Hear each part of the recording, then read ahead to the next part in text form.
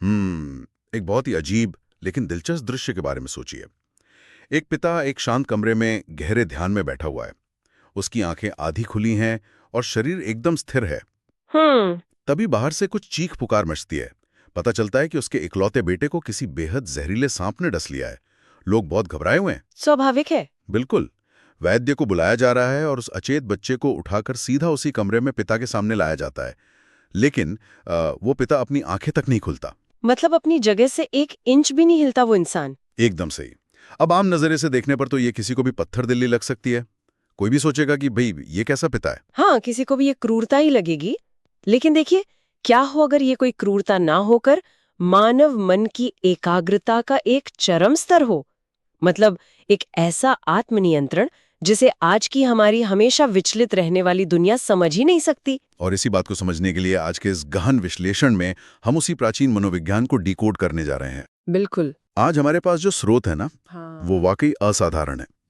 हम बात कर रहे हैं महान जैन ग्रंथ तत्वार्थ सूत्र की, जी। और विशेष रूप से इसके 7वें अध्याय के 21वें सूत्र की। हाँ, और इस विश्लेषण का जो मुख्य आधार है वो इंदौर के श्री संवशरण मंदिर में आयोजित आचार्य श्री उमा स्वामी द्विसहस्राब्दी महोत्सव है। जी, जहां आदरणीय अनिल भैया जी ने इस विषय पर एक बेहद गहरा प्रवचन दिया है। इस आयोजन को आचार्य श्री विद्यासागर जी और समय सागर जी महाराज का आशीर्वाद भी प्राप्त है। और देखिए, हमारा उद्देश्य यहाँ किसी धार्मिक कर्मकांड पर चर्चा करना बिल्कुल नहीं है, बल्कि यह समझना है कि कैसे सदियों पुराने ये जो सिद्धांत हैं जिन्हें शिक्षा व्रत कहा जाता है, वो आज की तनाव भरी जिंदगी में कैसे काम आ सकते हैं। मतलब वो मानसिक शांति का एक बेहद व्यवहारिक टूलकिट बन सकते हैं। एकदम सही कहा। लेकिन इस टूलकिट को समझने के लिए ना हमें सबसे पहले इसके बुनियादी ढांचे को समझना होगा, क्योंकि ज्ञान का असली महत्व सिर्फ किताबों में पढ़ने में नहीं है, बल्कि उसे जीवन में उतारने में है। तो अगर बुनियादी ढांचे की बात करें तो समाज के 2 मुख्य स्तंभ माने जाते हैं, एक श्रावक यानी गृहस्थ और दूसरा मुनि यानी सन्यासी। हाँ, और इन दोनों के जीवन के बीच का अंतर समझना बहुत जरूरी है। अगर हम इसे आज के नजरिए से देखें तो ये कुछ वैसा ही है जैसे एक आम नागरिक और एक स्पेशल फोर्सेस के सैनिक के अनुशासन में अंतर होता है। ये तुलना काफी हद तक सही है। असल में जैन दर्शन में व्रतों के मुख्य रूप से 2 प्रकार बताए गए हैं। पहला है देश, जिसका अर्थ है आंशिक रूप से या किसी एक सीमित हिस्से में नियमों का पालन करना। अच्छा, मतलब जो आम लोग करते हैं। हाँ, इन्हें ही अनुव्रत कहा जाता है, जो मुख्य रूप से गृहस्थों के लिए होते हैं।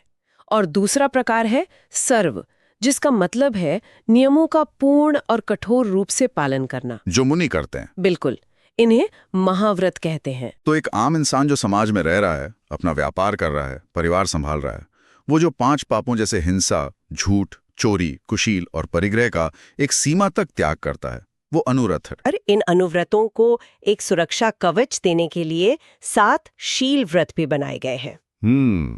जिसमें 3 गुणव्रत हैं और 4 शिक्षा व्रत हैं। एकदम सही। जो गुण व्रत हैं वो हमारी मूल अनुव्रतों की गुणवत्ता को बढ़ाते हैं, और उसके बाद आते हैं ये 4 शिक्षा व्रत। और अगर मैं स्रोत को सही ढंग से समझ पाया हूं तो ये शिक्षा व्रत ही वो जगह है जहां से असली मनोवैज्ञानिक अभ्यास शुरू होता है। बिल्कुल, क्योंकि देखिए, शिक्षा व्रत शब्द में जो शिक्षा है ना, उसका मतलब केवल कुछ किताबी ज्ञान लेना नहीं है। इसका असली अर्थ है अभ्यास या ट्रेनिंग। मतलब घर में रहकर ही मुनिचर्या का अभ्यास करना। हाँ, ये गृहस्थ जीवन में रहते हुए मुनियों के कठोर जीवन की एक तरह से क्रमिक ट्रेनिंग है। इसे समझने के लिए मेरे दिमाग में एक बहुत ही स्पष्ट रूपक आ रहा है। ये बिल्कुल वैसा है जैसे कोई कमर्शियल एयरलाइन का पायलट बनना चाहता है। अच्छा। तो उसे पहले दिन ही असली हवाई जहाज के कॉकपिट में तो नहीं बिठा दिया जाता ना। जाहिर सी बात है, वो बहुत खतरनाक हो सकता है। हाँ, तो सबसे पहले उसे एक फ्लाइट सिमुलेटर में बिठाया जाता है। वहां वो एक सुरक्षित माहौल में उन सभी जटिल उपकरणों का अभ्यास करता है। तो क्या हम कह सकते हैं कि शिक्षा व्रत भी गृहस्थों के लिए एक तरह का आध्यात्मिक सिमुलेटर है? ये सिम्युलेटर वाला विचार बहुत ही सटीक है, क्योंकि इंसान दुनियादारी के बीच सुरक्षित तो है, लेकिन वो कुछ समय के लिए सन्यासियों जैसी मानसिक स्थिति का अभ्यास कर रहा है। तो चलिए इस सिमुलेटर के अंदर चलते हैं। इसका सबसे पहला टूल क्या है? इसका पहला और सबसे महत्वपूर्ण टूल है सामायिक। इसका सीधा सा अर्थ है दिन में एक निश्चित स्थान पर एक निश्चित समय के लिए अपने मन, वचन और शरीर की गतिविधियों को एकाग्र कर लेना। और ये कितनी देर के लिए होता है? ये अभ्यास आमतौर पर दिन में 3 बार या फिर कम से कम सुबह के समय किया जाता है। इसकी अवधि कम से कम 48 मिनट होती है, जिसे एक अंतर मुहूर्त कहते हैं। 48 मिनट। हाँ, और अधिकतम ये 2.25 घंटे तक हो सकती है। अब देखिए, यहाँ एक बहुत ही दिलचस्प विरोधाभास पैदा होता है। आज की दुनिया हमें हर पल कुछ ना कुछ करते रहने के लिए प्रेरित करती है। मतलब खाली बैठना तो अपराध माना जाता है। बिल्कुल, आजकल हसल कल्चर का जमाना है। हाँ, लेकिन सामायिक का मूल नियम ही ये है कि इस 48 मिनट में कुछ नहीं करना है। मतलब ऑफिस की फाइलें हों या दिमाग में चल रही कोई योजना, सब कुछ शटडाउन कर देना है। और ये शटडाउन केवल शारीरिक नहीं है, ये मुख्य रूप से मानसिक है। स्रोत में सामायिक के दौरान शारीरिक मुद्रा का जो वर्णन है ना, वो इसके विज्ञान को और भी स्पष्ट करता है। वो कैसे? इसमें कहा गया है कि आपकी आंखें न तो पूरी तरह खुली होनी चाहिए और न ही पूरी तरह बंद। दृष्टि आपकी नाक के अगले हिस्से पर होनी चाहिए।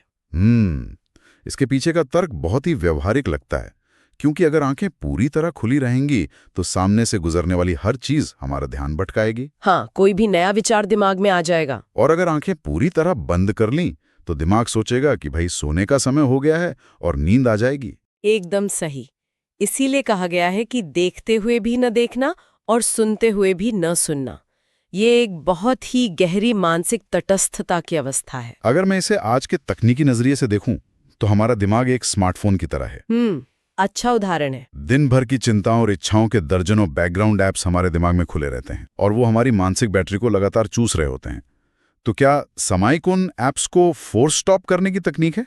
बिल्कुल, ताकि हमारा सीपीयू यानी हमारी आत्मा ठंडी हो सके। प्राचीन ग्रंथों में इसके लिए एक बहुत ही सुंदर उदाहरण दिया गया है, जो आपके स्मार्टफोन वाले उदाहरण से मेल खाता है। वो क्या है? देखिए, सूर्य की किरणें जब सामान्य रूप से कागज पर पड़ती हैं तो वे उससे जला नहीं पाती, वे बस उसे थोड़ा गर्म करती हैं। लेकिन जब उन्हीं बिखरी हुई किरणों को एक लेंस के माध्यम से एक बिंदु पर एकाग्र कर दें तो क्या होता है? वो तुरंत उस कागज को जला देती हैं। बिल्कुल। सामायिक की एकाग्रता उसी लेंस की तरह काम करती है। जब मन, वचन और शरीर की ऊर्जा एक जगह केंद्रित होती है तो वो पुराने पाप कर्मों को जलाकर भस्म कर देती है। लेकिन यहाँ ना मुझे एक सवाल परेशान कर रहा है। आज के तेज तरार दौर में जहां हर मिनट को प्रोडक्टिविटी से नापा जाता है, लोग पॉडकास्ट सुनते हुए मल्टीटास्किंग कर रहे हैं, वहां 48 मिनट तक सिर्फ एक जगह बैठकर कुछ ना करना तो समय की बर्बादी लग सकता है। ये सवाल बहुत लाजमी है, लेकिन इसका जवाब आधुनिक मनोविज्ञान की सबसे बड़ी खोज, जिसे हम माइंडफुलनेस कहते हैं, उसी में छिपा है। सामायिक में एक बहुत महत्वपूर्ण अवधारणा है समता भाव। समता भाव, इसका असल मतलब क्या है? देखिए, मानव मन की सबसे बड़ी बीमारी ये है कि वो या तो अतीत में जीता है या भविष्य में। सामायिक में इन दोनों का त्याग किया जाता है। पहला है प्रतिक्रमण, यानी अतीत की गलतियों पर पछताना, जिसे आज रुमिनेशन कहा जाता है, जो कि डिप्रेशन का एक बहुत बड़ा कारण है। हाँ। और दूसरा है प्रत्याख्यान, जिसका यहाँ अर्थ है भविष्य की चिंता करना या डरना। इसे हम एंटिसिपेटरी एंजाइटी कहते हैं। सामायिक इन दोनों को काटकर मन को केवल वर्तमान क्षण में स्थापित करने का नाम है। मतलब विचारों की जो एक अंतहीन श्रृंखला हमारे दिमाग में चलती रहती है, सामायिक उसे उसी क्षण एक कैंची की तरह कट कर देने की कला है। एकदम सही। और जब इंसान ऐसा करने में सफल हो जाता है ना, तो उसके परिणाम क्या होते हैं, ये हमने शुरुआत में सेठ धनंजय की कहानी में देखा था। बेटे को सांप ने डस लिया, फिर भी उन्होंने एकाग्रता नहीं तोड़ी। हाँ, क्योंकि उस पल वे अतीत के लगाव और भविष्य के डर से पूरी तरह मुक्त थे। और स्रोत में सुदर्शन सेठ का भी उल्लेख है। उन्हें तो फांसी की सजा सुना दी गई थी। बाप रे, फांसी की सजा? हाँ, झूठा आरोप लगा था। लेकिन जब उन्हें फांसी के फंदे तक ले जाया जा रहा था, तब वे सामायिक के संकल्प में थे। उन्होंने अपने बचाव में एक शब्द नहीं कहा। वे पूरी तरह समता भाव में थे। कमाल है। अक्सर लोग इन कहानियों को सुनकर इन्हें केवल चमत्कार मान लेते हैं, लेकिन मुझे लगता है कि ये सिर्फ चमत्कार नहीं है। ये मानव मन की उस चरम क्षमता का प्रदर्शन है जहां बाहरी परिस्थितियां आपकी आंतरिक शांति को नहीं छीन सकती। बिल्कुल, यही सामायिक की असली उपलब्धि है। ये दुनिया की सबसे बड़ी ताकत का स्रोत है। लेकिन यहाँ एक गंभीर गलतफहमी भी पैदा हो सकती है। सेठ धनंजय जैसे चरम वैराग्य के उदाहरण सुनकर कोई भी सोच सकता है कि अध्यात्म के लिए हमें अपनी पारिवारिक जिम्मेदारियों से मुंह मोड़ लेना चाहिए। मतलब क्या ये विचार एक आम गृहस्थ के जीवन में असंतुलन नहीं ला देगा? ये बहुत ही महत्वपूर्ण बिंदु है और जैन आचार्यों ने इस भ्रम को तोड़ने के लिए स्पष्ट चेतावनियां दी हैं। धर्म कभी भी जिम्मेदारियों से भागने का नाम नहीं है। अगर कोई धर्म के नाम पर अपने परिवार की उपेक्षा करता है तो घर में सिर्फ कलह पैदा होगी, जो कि एक तरह का रौद्र ध्यान है। और वहीं अगर पैसा आ जाए और इंसान अहंकार में डूबकर धर्म को भूल जाए तो वह भी विनाशकारी है। असल कुंजी संतुलन में है। जीवन का संतुलन मतलब एक तरफ गृहस्थी की डोर थामे रखना और दूसरी तरफ आत्मा का विकास करना। बिल्कुल। और इस संतुलन के लिए ही हर गृहस्थ के लिए 6 आवश्यक कर्तव्य निर्धारित किए गए हैं। अच्छा, कौन से हैं वो 6 कर्तव्य? ये है देव पूजा, गुरु उपासना, स्वाध्याय यानी अच्छे ग्रंथों का अध्ययन, संयम, तप और दान। ये 6 काम हर दिन करने अनिवार्य माने गए हैं। ये लिस्ट काफी दिलचस्प है। अगर ध्यान से देखें तो देव पूजा हमारे अहंकार को तोड़ती है, स्वाध्याय अज्ञान को दूर करता है, संयम और तप हमारी बेलगामी इच्छाओं को रोकते हैं और दान हमारे लालच को खत्म करता है। बिल्कुल, ये एक संपूर्ण मनोवैज्ञानिक पैकेज है। स्रोत में इसे समझाने के लिए एक बहुत ही शानदार तुलना की गई है परीक्षा के प्रश्न पत्र की। वो कैसे? जैसे बोर्ड परीक्षा के पेपर पर लिखा होता है ना कि कुल 5 प्रश्न हल करें, लेकिन पहला प्रश्न अनिवार्य है। हाँ, कंपल्सरी क्वेश्चन। अब कोई विद्यार्थी ये नहीं कह सकता कि उसे बाकी प्रश्न बहुत अच्छे से आते हैं तो वो अनिवार्य प्रश्न को छोड़ देगा। अगर छोड़ेगा तो नंबर कटेंगे। जीवन के साथ भी यही बात लागू होती है। व्यापार करना, परिवार पालना, दुनिया घूमना, ये सब तो ऑप्शनल प्रश्न है, लेकिन जो ये 6 आवश्यक कर्तव्य हैं वो अनिवार्य प्रश्न है। हाँ, कोई ये बहाना नहीं बना सकता कि वो अपने बिजनेस में इतना व्यस्त है कि स्वाध्याय के लिए समय ही नहीं है। स्रोत में एक शिक्षक की बहुत मार्मिक कहानी है जो इस समय की कीमत को समझाती है। अच्छा, क्या कहानी है वो? एक स्कूल में 2 शिक्षक थे। दोनों का वेतन कम था, लेकिन कुछ सालों बाद एक ने अपना खुद का अच्छा घर बना लिया, जबकि दूसरा वहीं का वहीं रहा। तो क्या उसने कोई ऊपरी कमाई की थी? यही सवाल लोगों ने उससे पूछा, तो उसका जवाब बहुत गहरा था। उसने कहा, मेरी कोई ऊपरी कमाई नहीं है, लेकिन जो पैसा मुझे मिला उसे मैंने बीड़ी, सिगरेट या फालतू व्यसनों में बर्बाद नहीं किया, अपनी इच्छाओं को सीमित रखा। और उसी बचाए पैसे से घर बना लिया। अगर हम इसे गहराई से देखें ना, तो ये सिर्फ पैसों की बात नहीं है, ये हमारे जीवन के सीमित समय के बारे में है। बिल्कुल। हम उस समय को कहाँ खर्च कर रहे हैं, सोशल मीडिया पर फालतू बहसों में या अपनी आत्मोन्नति में? यही बात जीवन के अलग अलग पड़ावों पर चारित्र यानी आचरण के महत्व को साबित करती है। हाँ, स्रोत में कहा गया है कि बचपन में विद्या नहीं सीखी तो स्कूल में बच्चे पास नहीं बिठाते, जवानी में धन नहीं कमाया तो समाज महत्व नहीं देता। और इसी तरह अगर पूरे जीवन में चारित्र नहीं कमाया तो सच्चा सम्मान कहीं नहीं मिलता। अब तक हमने सामायिक को समझा, जो कि हर दिन का एक डेली मेंटेनेंस है। लेकिन अगर सिस्टम बहुत ज्यादा ओवरलोड हो जाए तो क्या उसे एक हार्ड रीसेट की जरूरत नहीं पड़ती? पड़ती है। और यहीं पर हमारा अगला शिक्षा व्रत काम आता है, जिसे प्रोषधोपवास कहा गया है। ये सच में एक हार्ड रीसेट ही है। तो ये कब किया जाता है? महीने में आने वाली 2 अष्टमी और 2 चतुर्दशी पर, इन 4 दिनों पर 24 घंटे के लिए एक विशेष उपवास होता है, जिसमें चारों प्रकार के आहार का पूर्ण त्याग किया जाता है। चारों प्रकार के आहार मतलब खाद्य जैसे रोटी सब्जी, स्वाद्य जैसे लौंग इलायची, हाँ, और लेह्य मतलब चटनी ऐसी चीजें, और पेय मतलब पानी या दूध। मतलब 24 घंटे अन्न और जल का एक कण भी नहीं? बिल्कुल कुछ भी नहीं। और सिर्फ भोजन ही नहीं, इसमें आरंभ और सावध्य दोनों का त्याग होता है। आरंभ मतलब व्यापार या ऑफिस जाना? हाँ, और सावध्य का अर्थ है घर के वो काम जिनमें जीवों की हिंसा होती है, जैसे भोजन बनाना, झाड़ू पोछा करना, यहाँ तक कि नहाना भी इस दिन सावध्य में आता है। रुकिए, नहाने को भी छोड़ देना? अगर मैं इसके पीछे का मनोविज्ञान समझूं तो ये अनिवार्य रूप से हमारे भौतिक शरीर की सुंदरता या मोह से जुड़ा है। मतलब डिटॉक्स का असली लक्ष्य शरीर के रखरखाव से भी मोह तोड़ना है। आपकी समझ बिल्कुल सटीक है। जब सजना संवरना ही नहीं है तो भौतिक दिखावे का कोई अर्थ नहीं रह जाता। इसीलिए उपवास का मतलब सिर्फ भूखा रहकर टीवी देखना नहीं है। हाँ, लोग सोचते हैं आज खाना नहीं बनाना तो चलो घर की सफाई कर लेते हैं। वो उपवास नहीं, सिर्फ भूखा रहना है।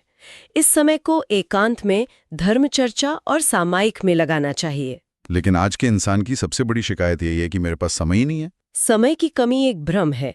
जयपुर के विद्वान पंडित सदासुख दास जी की घटना इसे बहुत अच्छे से तोड़ती है। राजा ने खुश होकर उनका वेतन बढ़ा दिया, लेकिन उन्होंने उसे लेने से इनकार कर दिया। वेतन वृद्धि ठुकरा दी, क्यों? उन्होंने कहा, महाराज, मेरी जरूरतें सीमित हैं। मुझे पैसा नहीं, समय चाहिए। मेरे काम के घंटे 8 से घटाकर 4 कर दीजिए, ताकि मैं घर जाकर धार्मिक ग्रंथ लिख सकूं। अरे वाह, आज के कॉर्पोरेट कल्चर में जहां लोग 10% इंक्रीमेंट के लिए अपनी नींद उड़ा देते हैं, ये तो क्वाइट क्विटिंग या वर्क लाइफ बैलेंस का सबसे शानदार प्राचीन उदाहरण है। बिल्कुल, उन्होंने समझ लिया था कि बैंक बैलेंस से ज्यादा कीमती चीज समय है। तो इस पूरे गहन विश्लेषण का निचोड़ क्या है? अगर हम हर हफ्ते रविवार की छुट्टी ले सकते हैं अपने शरीर के आराम के लिए, तो क्या अपनी आत्मा के विकास के लिए महीने में सिर्फ 4 छुट्टियां नहीं निकाल सकते? यही शिक्षा व्रतों का असली संदेश है। ये हमें एक अंधी और भागती हुई दुनिया में रुकने और खुद को संयमित करने की कला सिखाते हैं। और ये आध्यात्मिक सिम्युलेटर हमें उस परम समता भाव की ओर ले जाते हैं जहां बाहर का कोई शोर हमें विचलित नहीं कर सकता। तो इस पूरी चर्चा के बाद हम सुनने वालों के लिए एक विचार छोड़कर जाना चाहते हैं। आधुनिक समाज में हम हमेशा से ये मानते आए हैं कि स्वतंत्रता का अर्थ है जो मन में आए वो करने की आजादी। लेकिन सामयिक और पोषकोपवास के इस विज्ञान को समझने के बाद जरा सोचिए, क्या सच्ची स्वतंत्रता कुछ भी कर गुजरने की ताकत में है, या फिर अपनी ही इच्छा से पूरी जागरूकता के साथ हर बाहरी शोर को बंद करके पूर्णतः कुछ न करने की क्षमता में है? क्या अपनी इच्छाओं का गुलाम बने रहने से बेहतर वो ठहराव नहीं है जो हमारी सबसे बड़ी आजादी बन सकता है? यह निश्चित रूप से गहराई से आत्ममंथन करने का विषय है। और इसी विचार के साथ हम आज के इस गहन विश्लेषण को यहीं विराम देते हैं। उस ठहराव की तलाश जारी रखिए।